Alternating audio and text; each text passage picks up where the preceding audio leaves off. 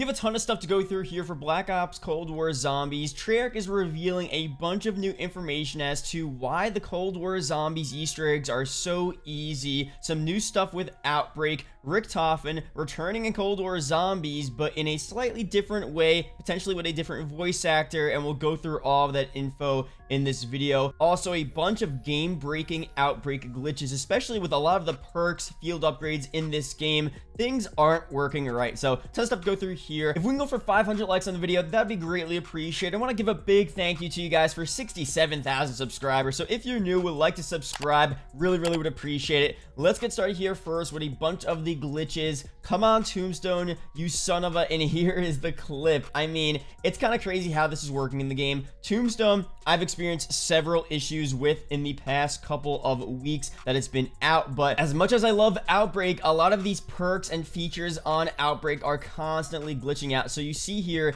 in the clip, he uses Tombstone, gets into his Tombstone Who's Who body, and he just falls through the map. I mean, so many glitches here on Outbreak where you're just falling through the map. We talked about one in my last video, and there's so many other people experiencing glitches like that. It's not a big deal. It's not a knock on Treyarch and Outbreak. It's just something they need to start fixing very soon. Another really weird issue here with Quick Revive Tier 5 upgrade. So pretty much his friend tried to revive him at the same time he had a Ring of Fire active. So the Ring of Fire killed the zombie at the exact same time that his friend revived him, and pretty much it just completely glitched out. As you see in the video, they were in the middle of an exfil, and the exfil was successful, so it doesn't really matter, but it still just made him so he couldn't get back up, and he was in this infinite down state, which is super weird. I would have just let the Quick Revive Tier 5 do its thing, but you know, if that does happen where you're gonna revive someone and you don't want to rely on killing a zombie,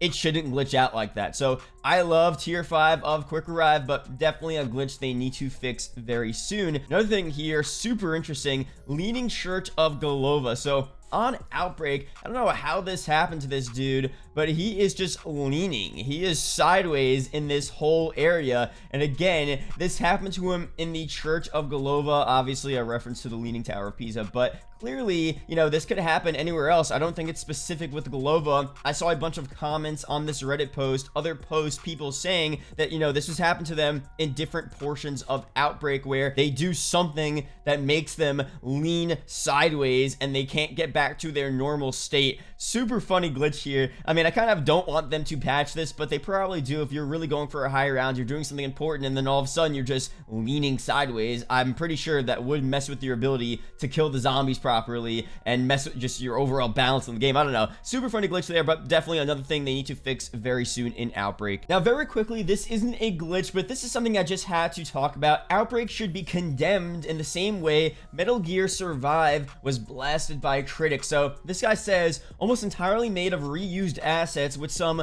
go here and press the button and do a wave defense mini game and then get some loot, repeat. I'd even argue MGS was a deeper game. I'd be interested in how anyone could argue otherwise. Now, I don't know everything about that situation, but someone explains it in the comment section here. It's completely different. What are you talking about? Metal Gear Survive was a shameless cash grab sold as a new game by Konami. Outbreak is a game mode released for free, already in an existing game. You're saying Treyarch should put time and resources into creating an entirely new game and then release it for free inside of Cold War. And if that's the difference there, that is a pretty big difference. Outbreak is free DLC. It's something that they didn't need to do. They could have just given us a normal DLC survival map, but instead they sat down, tried to do something new, and gave us a different type of game mode. The most different thing we've seen in zombies in its entire history. We've never had some type of thing where you actually do objectives and it has some type of RPG element to it. And again, the point is true that, you know, it's reused assets. There's nothing really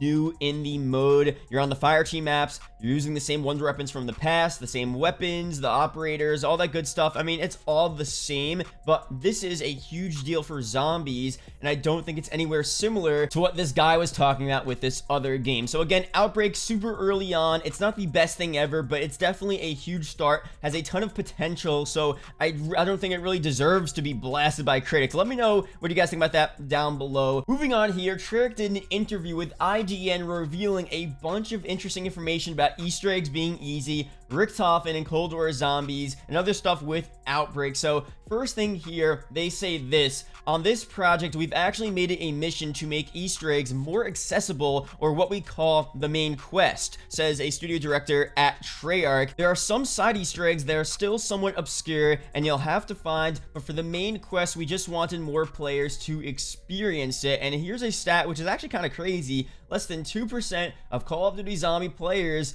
completed Easter eggs, which is pretty much no one. And we have some people here pretty much saying at Treyarch, I love seeing that though, the first round 100, first round 50. So yes, we've definitely made it a priority to make Easter eggs less obscure and to make sure the steps make sense with the narrative. They're still challenging, but they're not crazy hard like they used to be. I don't personally have a strong opinion on this. Let me know down below. Are you mad? Do you not like the Easter eggs being easier, more accessible this time around? I would only say, Treyarch, they're not going to change it. Only thing they could do is make these side quest Easter eggs a bit more challenging, a bit more unique with ciphers and puzzles, so you can satisfy the hardcore zombies fan base, but still make the main Easter egg easy and more relevant to the game and the storyline and more accessible to a bunch of different players. I think that's the good little mix balance there with Easter eggs in the game. But let me know what you guys think about that down below. Now, Craig Houston talks about the storyline for Black Ops Cold War Zombies. This is where we talk about Richtofen and just in general bringing old characters from the Ether storyline back into this new Dark Ether storyline in Cold War Zombies. So Craig Houston says, I think the thing that's really important is that the previous incarnations, which we call the Ether story, which involve Richtofen and all those characters, that came to a definite end at the end of the Black Ops 4 season, and we were passionate about not rewriting his story. One of the things I said was that those characters did what they did to try and create a singular world where zombies didn't exist, and unfortunately, because of the experiments in World War II,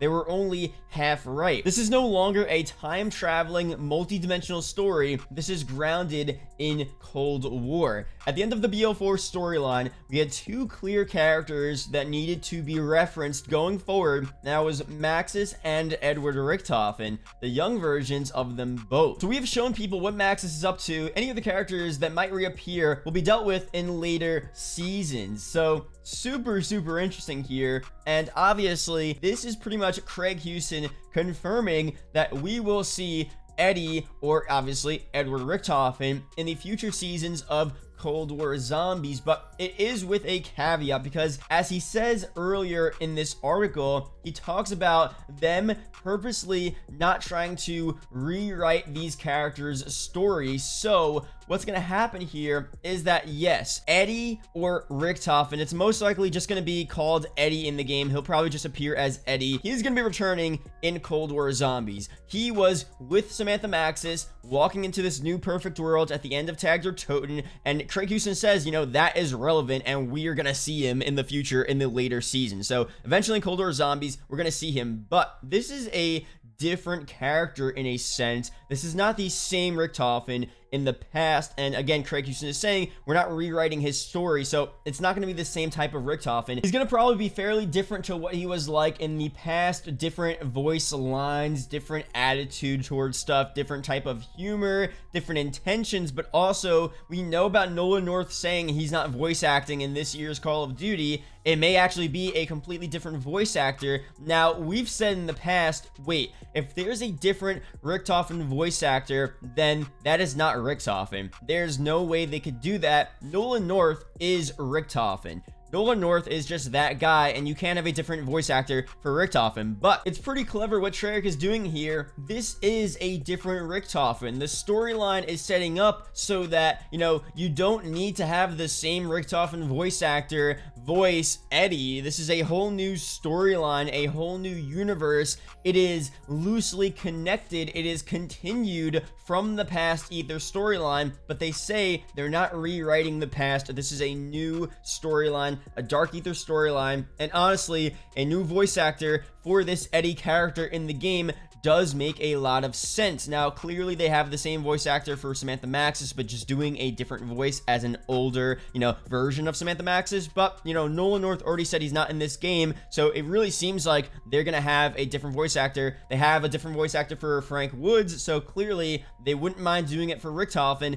And it almost would be intentional, and maybe it does make sense because, again, this is a different Richtofen in the game now with this Dark Ether storyline. So I don't want to go too in-depth here. There's a lot of stuff we can talk about as to how Richtofen can return to the Cold War zombie storyline. We'll talk about that very, very soon. We have a lot of stuff happening with, us going to Berlin. We have Valentina, this Omega official that is turning on Omega, attempting to gain access and power to the Dark Ether herself in Berlin. A lot of stuff's going to be happening very soon, and Eddie may play a pretty big role in that very, very soon. So a lot of stuff to go through here. Let me know down below any theories, any ideas that you guys have as to how Richtofen could be added into this game. I do know that Craig Houston here is saying that, he is going to be returning, but it's not going to be the same exact character that we've known from the Ether storyline, which again confirms new voice actor. It also confirms that it's going to be a different type of vibe, but still, the essence of Eddie / Richtofen in this game. So again,